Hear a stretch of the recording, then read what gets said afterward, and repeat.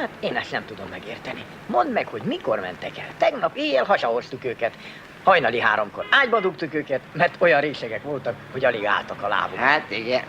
Figyelj! Ott jönnek.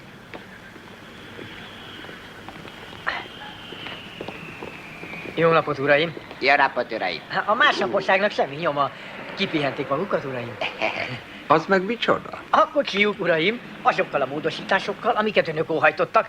Leeresztett motorház, lazán rögzített abroncsok, széles gumik, dupla turbina, szuperkompresszorral. 12 000 fordulat nulláról 200-ra, 7 másodperc alatt. Igazi bombázó. Azonnal alakítassátok vissza. És hófehér legyen.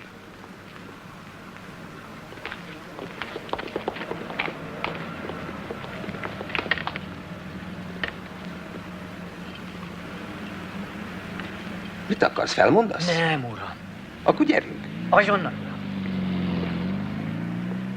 Az ajtó. Igenis.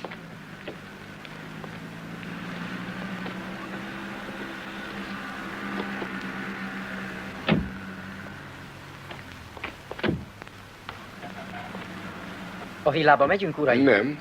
A San Jose-i ültetvényre. Ott hagytok bennünket, és azonnal visszatértek a villába. Igenis.